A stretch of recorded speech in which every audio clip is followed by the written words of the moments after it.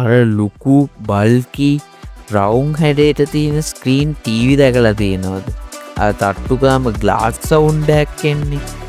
ඒ මහත් ස්ක්‍රීන් එකේ ඉඳන් අද LED ටීවී එක, එතකොට ඔයගොල්ලෝගේ අතේ තියෙන ෆෝන් එක, එතකොට මොනිටර් එක තරම් හීනි ස්ක්‍රීන් එන්න ස්ක්‍රීන්ස් ඩෙවලොප් වුණේ කොහොමද? නිකමට කල්පනා කරලා තියෙනවද? නෑනේ. අද මේ වීඩියෝ එකෙන් මම මේ සේරම කියලා දෙනවා.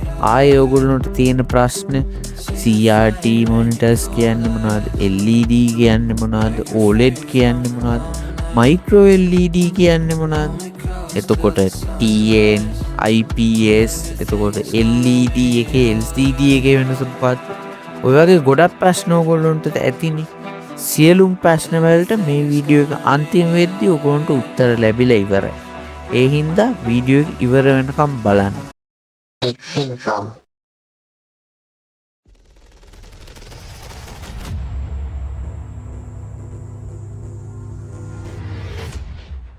ඉස්සෙල්ලම සරලව අපි බලමු ඩිස්ප්ලේ එකක් කියන්නේ මොකක්ද කියලා.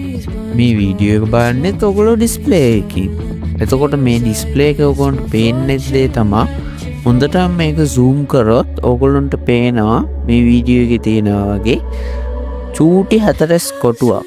මේකට කියනවා පික්සල් එකක් කියලා. මේ පික්සල් මිලියන ගාණක් එකතු වෙලා තමයි ඔයගොල්ලන්ට මේ කලර්ස් එහෙම පේන්නේ. මේ පික්සල් එකක් අස්සේ තියෙන සබ් පික්සල්ස් කියලා. කැලි 3කට බෙදලා. මේකට කියන RGB කියලා. ඒ කියන්නේ red, green, blue.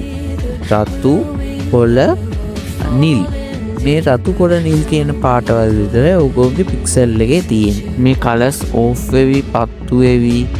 එතකොට මේ කලර්ස් කම්බිනේෂන් වෙලා අඩු වැඩි වෙලා තමයි මේ ලෝකේ තියෙන මිලියන ගාන පාටවල් පෙන්වන්නේ. මේ කලර්ස් නිතරම මේ ලයිට් නිතරම ඕෆ් වෙවි පත්තු වෙනවා. මේක වෙන ස්පීඩ් එක අනුව තමයි ඔයගොල්ලෝගේ ස්ක්‍රීන් එකේ ෂාප්නස් එක, එතකොට ක්වොලිටි එක ඩිසයිඩ් වෙන්නේ.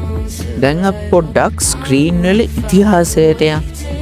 ඉස්සෙල්ලම ලෝකෙට ඉන්ට්‍රොඩියුස් කරලා තියෙන ඩිස්ප්ලේ වර්ගය තමයි CRT, cathode ray tube. මේක 1920 දී වගේ. ඊට පස්සේ 1980 90 කාලේදී LCD ඩිස්ප්ලේස් ඇවිල්ලා තියෙනවා. කොච්චර ලොකු ගැප් එකක්ද බලන්න කාලේ. ඒ LCD ඩිස්ප්ලේස් ඇවිල්ලා කැල්කියුලේටර්ස් වලට, වොච්ස් වලට, ලැප්ටොප්ස් වලට පවා යූස් කරලා තියෙනවා ඒ කාලේ. එතකොට 2000 දී වගේ LED ඩිස්ප්ලේස් ඇවිල්ලා තියෙනවා. LCD එකේම මොඩිෆිකේෂන්. ඒක ගැන අපි ඉස්සරහට කතා කරමු.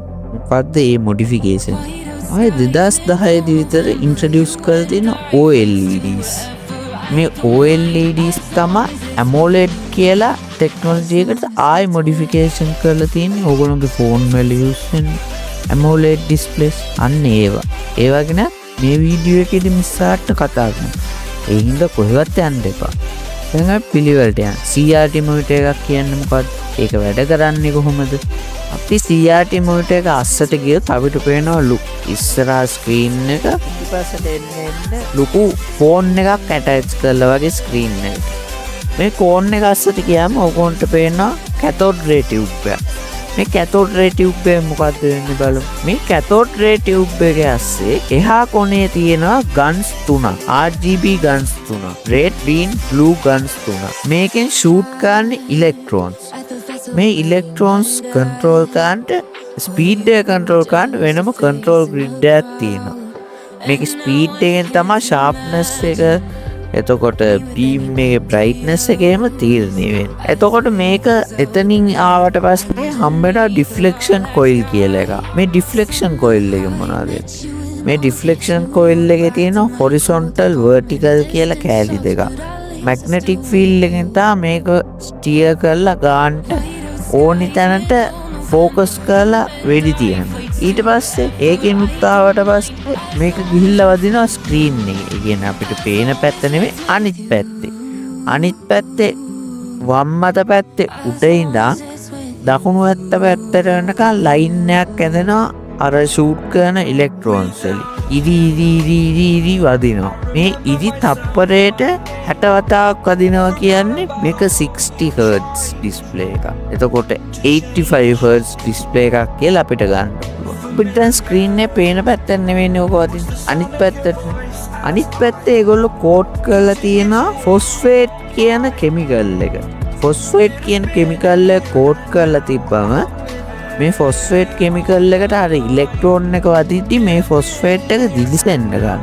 මේ කෙමිකල් එක දිලිසෙන්න ගන්න කෙමිකල්. ඒ හින්දා අර ෆොස්ෆේට් කෙමිකල් එකට මේ ඉලෙක්ට්‍රෝන්ස් වදිද්දි ඊට පස්සේ ඒක දිලිසෙන්න ගන්න. ඊට පස්සේ තමයි අපිට ඉස්සරහින් රූප පේන්නේ. මේ CRT මොනිටර්ස් වලින් මිනිස්සු ඈත් වුණේ.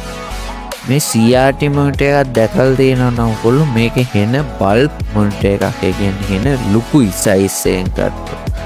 ඒක එක හේතුවක්. එතකොට මේකේ ඔය වෙන ටාස්ක් එක වෙන්න පට්ට හීට් එකක් ජෙනරේට් වෙනවා.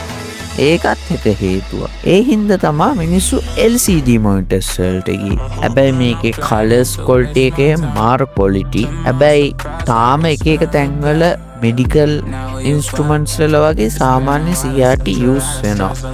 නැත්තේ නෑ. හැබැයි හරිම රෙයා දෙයක් බලාගන්න. මේකෙන් පස්සේ LCD ටෙක්නොලොජි එක ලෝකෙට ආවා. මේක සෑහෙන්න ග්‍රෝ වුණා. මේකේ ටෙක්නොලොජි එක අපි බැලුවොත් මේකේ පිටිපස්සේ තියෙන බෑක්ලයිට් එක. මේ බෑක්ලයිට් එක සුදු පාටින් නිතරම පත් වෙන ඔයගොල්ලෝ කරන්ට් එක දෙන්න. ඊට ඉස්සරහින් ටිකක් ඉස්සරහට ගියාම තියෙන කලර් ෆිල්ටර් එකක්. ඊට ඉස්සරහින් තමයි ඔයගොල්ලෝගේ ස්ක්‍රීන් එක තියෙන්නේ. මේ පිටිපස්සේ බෑක්ලයිට් එක ග්ලෝ වෙද්දී ඔයගොල්ලෝ කලර් ෆිල්ටර් එකෙන් හරහා ලයිට් එක ගිහිල්ලා ඉස්සර ඩිස්ප්ලේ එකේ වදිනවා. ඒත් මේකේ තාම හරියට වැඩේ වෙන්නේ නැහැ. මොකද තව ලේයර්ස් 3ක් මේකට ඇඩ් වෙන්න තියෙනවා. මේ මැදට ඇඩ් වෙනවා පෝලරයිසර් ලේයර් 2යි. එතකොට ලික්විඩ් ක්‍රිස්ටල් ලේයර් 1යි. මේ වගේ ෆන්ක්ෂන් මේ පිටිපස්සෙන් එන ලයිට් එක ඔයගොල්ලන්ට එන්නේ එකම ෂේප් එකේ. ඒ කියන්නේ මේක සාමාන්‍ය මැග්නටික් ෆීල්ඩ් එකකුයි ඉලෙක්ට්‍රොනික ෆීල්ඩ් එකකුයි එක්ක එන්නේ පර්පෙන්ඩිකියුලර්. එතකොට මේක සාමාන්‍ය තරුවක් වගේ එන්නේ කියලා හිතන්න. ඇවිල්ලා ඉස්සෙල්ලා පෝලරයිස් එකේ වදිනවා. මේ පෝලරයිස් එක මේක vertical shape එකට හදා ගන්නවා. එතකොට මේක color intensity එක manage කරගන්න ලේසියි. ඒ හින්දා මේක vertical අතට හදා ගන්න. ඔන්න light එක දැන් යනවා. දැන් liquid crystal layer එක හදා යනවා. මේ liquid crystal layer එකේ function එක මොකක්ද? මේකේ liquid crystal එක current එක දෙද්දි වැහෙනවා. ඒ කියන්නේ වැහෙනවා කියන්නේ අරක horizontal අතටනේ. මේ එන vertical layer එක horizontal අතට හරනවා. එතකොට light polarize එක අස්සෙන් ගිහිල්ලා sub pixel එක light up වෙනවා. ආයි මේකේ current එක අඩු කරාම voltage එක මේකේ red intensity එක ටික ටික අඩු වෙනවා. ඊට පස්සේ 90 degrees ම වුණාම liquid crystal එක මේකේ color එක නැති වෙනවා. මෙහෙම තමයි මේක වැඩ කරන්නේ. මේ sub pixel එකක වෙන වැඩ. මේ sub pixel එක අර pixel 3ේම එකතුව ඒ වගේ වෙලා function වෙලා තමයි අලුත් colors හදන්නේ. එතකොට ලෝකේ තියෙන සේරම colors හදන්නේ මේ pixel එකක වැඩ. මේ වගේ 1000ක් එකතු වෙලා 2000ක් එකතු වෙලා තමයි මේ සම්පූර්ණ screen එකක් වැඩ කරන්නේ. මෙහෙම තමයි LCD screen එකක් ඇත්තටම වැඩ කරන්නේ. ඔකුගේ ඉස්සර LCD වල use කරේ passive matrix කියන ටෙක්නොලොජි එක. මේකට උඩ දකුණු අත පැත්තෙන් පේනවා ඇති. අපි ඉස්සර පාවිච්චි කරේ passive matrix ටෙක්නොලොජි එකේ LCD panels. මේ උඩ ඔයගොන්ට වම් අත පැත්තෙන් පේනවා ඇති. මේක ඉදි යනවා. ඒ කියන්නේ electric field එකක් එක ඉන්ස්ට්‍රක්ෂන් එකක් දුන්නම අනිත් ඉන්ස්ට්‍රක්ෂන් එකේ ඩිලේ එක අපිට හොඳට පේනවා. හැබැයි දකුණු පැත්තේ එකේ පේන්නේ හොඳ රිෆ්‍රෙෂ් රේට් එකකුත් තියෙනවා. හොඳ ස්මූත් ගේම් එක රන් වෙනවා. මේකට යූස් කරලා තියෙන්නේ TFT කියන ටෙක්නොලොජි එක. thin film transistor. ඒ කියන්නේ එක පික්සල් එකකට එක ට්‍රාන්සිස්ටර් එකක් තියෙනවා. ඒ කියන්නේ අරක වගේ ඉලෙක්ට්‍රික් ෆීල්ඩ් එකක් ගිහිල්ලා අනිත් එක එනකන් ඉන්න නෑ. ඒක ඉන්ඩිවිජුවලි ඩිසිෂන් එක ගන්නවා. ඔය liquid crystal එකයි TFT එකයි තියෙන alignment එක වෙනස් වෙවි තමයි VA IPS TN කියන පැනල්ස් එන්නේ. LCD වලයි LED වලයි වෙනස මොකක්ද? ඔගොන්ගේ LCD වල පාවිච්චි කරලා තියෙන්නේ fluorescent black light එක. මේක පරණයි. එතකොට මේකේ brightness අඩුයි. හැබැයි ඔගොන්ගේ අලුත් ස්ක්‍රීන් වල පාවිච්චි කරන්නේ LED light එක. LCD එකේ LED එකේ වෙනස තමයි backlight එක. මේ LED එකේ පොඩි benefit එකක් තියෙනවා. ඉස්සර fluorescent light එකේ ඉස්සරහ black color දෙද්දි pitch black උන්නේ නෑනේ. ඒ කියන්නේ black පාට කියන්නේ හරියට ash color එකක් ඕගොල්ලෝ බලා ගන්න. හැබැයි මේ LED screen එකේ ඉස්සරහ black color එක දෙද්දි ඒ කියන්නේ LED light එකේ intensity එක අඩු කරනවා. එතකොට black color එක ඕගොල්ලන්ට හොඳට බලා ගන්න පුළුවන්. මේකේ තව වාසි තමයි හොඳ bright screen එකක් එනවා LED lights වලින්. එතකොට thin screen එකක් හදා ගන්න පුළුවන්.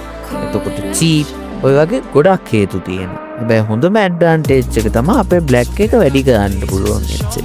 දැන් අපි බලමු OLED කියන්නේ මොකක්ද කියලා. OLED එකේ backlight එක. මේකේ හැම pixel එකක්ම organic light එක.